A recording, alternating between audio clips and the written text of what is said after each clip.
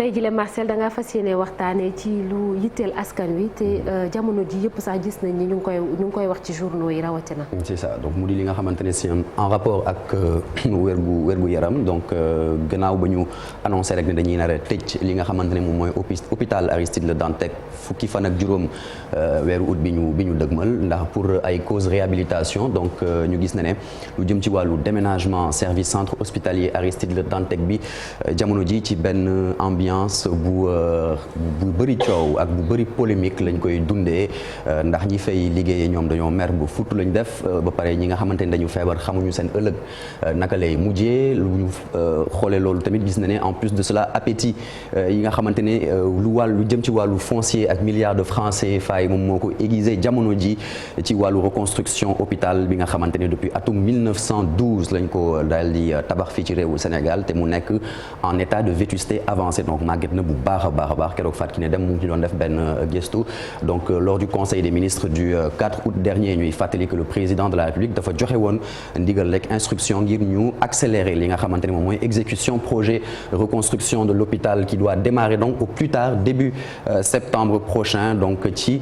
sous l'égide donc du ministère de la santé de l'APIX ak tamit li nga xamante ne moom mooy FONSIS plan de réhabilitation bi nga xamante ne espagnol yi ñoom ñoo ko proposé te ñu daal di koy soumettre au personnel pour validation par les services de l'État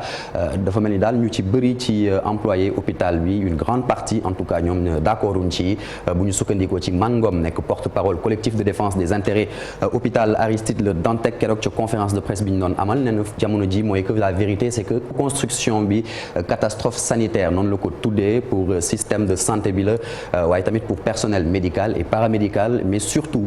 pour les malades soxna Naata. ndax ak lii lépp ñu gis Marcel mën nañoo wax ni jamono ji yëf yi jaxasoo na daal ci biir Le Dantec. c'en a tout l'air soxna Naata ndaxte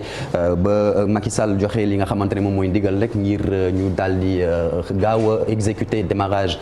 travaux yi de réhabilitation ci hôpital de Aristide Le Dantec dafa mel ni daal affolement ak précipitation des services de l'État lañ daal di noté bi di collectif défense des intérêts de l'hôpital Aristide Le Dantec di dénoncer rek délai bi nga xamante ne dañu jugé ne dafa gàtt trop ngir ñu déménager en tout cas nit ci feebar yi fa nekk yóbbu leen ci yeneen i hôpital muy donc dépeindre un tableau apocalyptique bu ñu sukkandikoo ba léegi ci Mangom donc moom nee na l'ensemble des chefs de service ñoom d'accord ñu ci plan de déménagement bi ñu en tout cas ministère de la santé proposé te muy lor nit ci feebar yi foofu bu baax a baax surtout ñi nga xamante ne dañuy daal di amee ay pathologies chroniques ndaxte dañuy jànkonteel ak ay rendez-vous yoo xamante ne dañ koy annuler ay malades yoo xamante ne dañ leen di expulser ci mbedd bi wala ñu leen di abandonner à leur propre sort ce qui constitue donc toujours selon Mangom une violation flagrante des droits fondamentaux c'est extrêmement grave à la limite criminelle loolu la daal di wax mu ne nag redéploiement du personnel ak déménagement certains malades atteints de pathologies telles le cancer néphropathie cardiopathie wala cancer pédiatrique donc yu jëm ci xale yi entre autres loolu de tam rek mu indi li nga xamante ne moom mooy mésentente donc bu ñu sukkandikoo itam ci collectif bi rek ba léegi ñoom dañuy inquiété wu ci li nga xamante ne moom mooy situation travailleurs yi ñoom nga xamante ne seen avenir daal dafa mel ni ça s'inscrirait en pointillé benn plan en tout cas de redéploiement fiable et concret proposé guñ leen ko bu ñu sukkandikoo ci seen i kàddu ba léegi et il faut noter que 90% du personnel établissement sanitaire boobule ñi ci ëpp ay contractuels lañu wala ay prestataires de services soxna Naata. Là tu parles des travailleurs Marcel léegi seen kilifa muy direction bi ñoom lan moo ci seen taxawaay. voilà donc direction bi moom gannaaw rek ba offensive médiatique yi daal di yokk donc d'une partie du personnel directeur hôpital Aristide Le Dantec di jéem rek xool lu muy def ba dissiper les nuages de doute bi nga xamante ne jamono ji mu ngi tey xel employés ak usagers yi fa nekk Babacar Thiandoum pour ne pas le nommer moom dañ ko daal di nommer à la tête de cette structure hospitalière depuis 2019 moom nee na daal mu ngi assuré ne benn liggéeykat du perte emploi am tous les 1300 employés reviendront chacun à leur poste donc directeur hôpital bi di souligner tamit que en parfaite corrélation ak li nga xamante moom mooy état du Sénégal processus d'aménagement bi ñu ngi koy def de façon progressive différents services yi ñoom dañ leen di nar a rek ventiler dans les différents hôpitaux et centres de santé de Dakar et tamit au nouvel hôpital Cheikh Ahmadou Bamba Mbacké bu Touba ñuy fàttali que le service de néonatologie moom dañ koy nar a délocaliser à l'hôpital de Diamniadio donc l'hôpital des enfants de Diamniadio déménagement service yi se fait donc simultanément avec le personnel et à en croire Babacar Thiandoum benn membre du personnel n'ira au chômage kenn du ci perte liggéeyam en chômage technique en tout cas et les salaires li jëm ci wàllu nampaay yi dinañ ko fay comme il se doit par le ministère en charge de la santé et de l'action sociale donc travaux yi nar a duré lu toll ci fukki weer ak juróom-ñett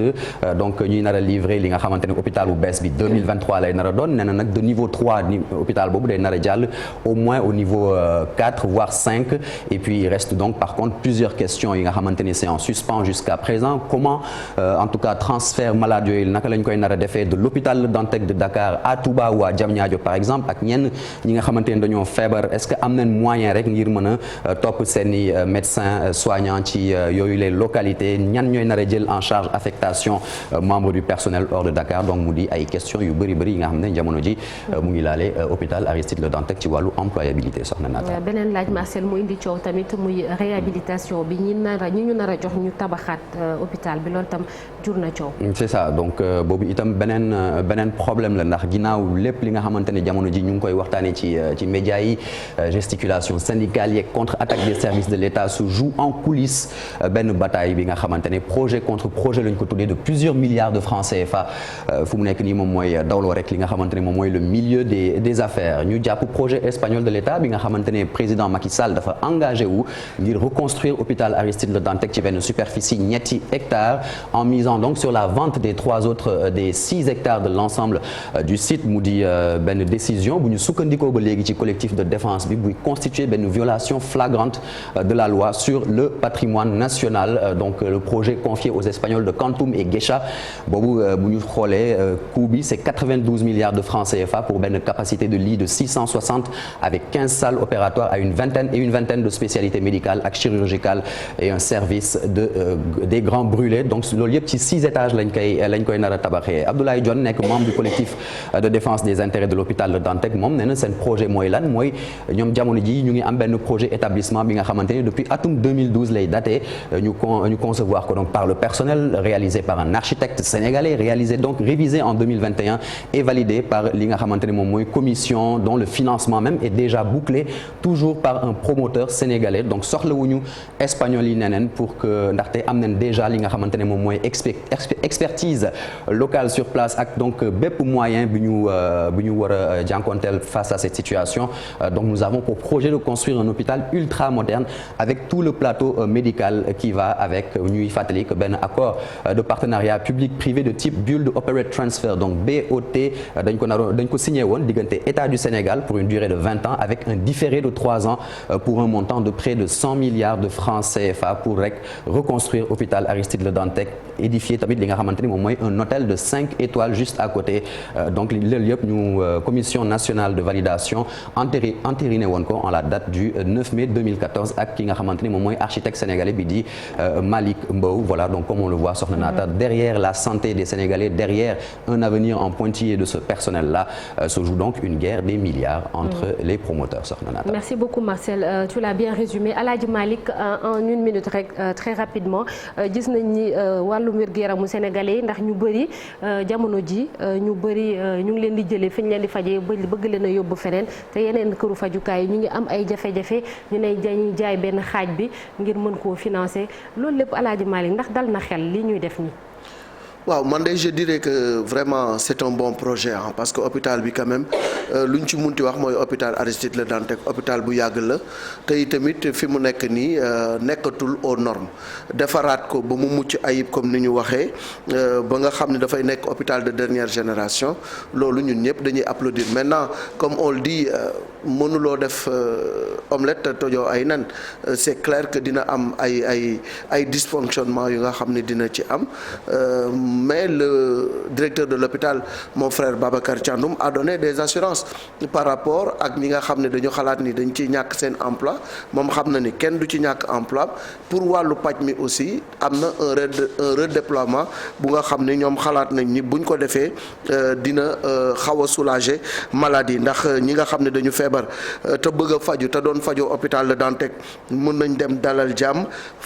Fann Idrissa Pouye Roi Baudouin. hôpital militaire de Ouakam Alaaji Malick nga baal ma ñoom ñoo gën a sonn ñëpp. ñooñu ngay tudd noonu ñoo gën a sonn ñëpp.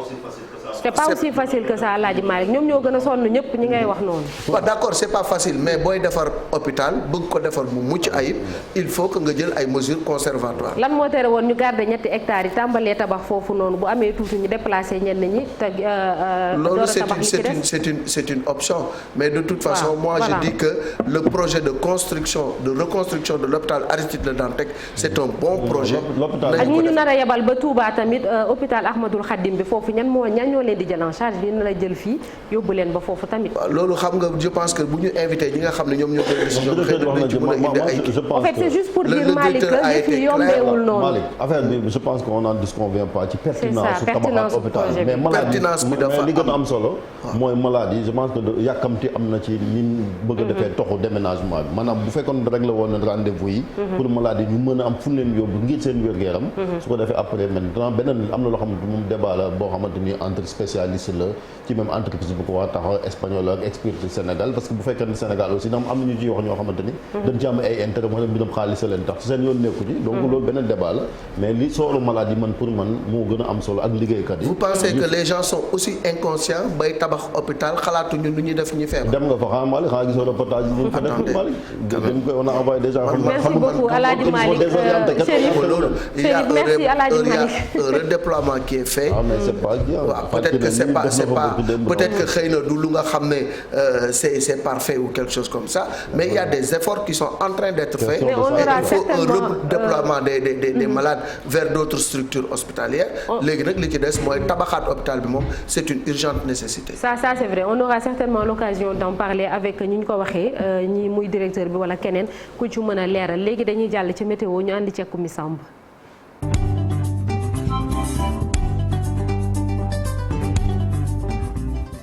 Oumy Samb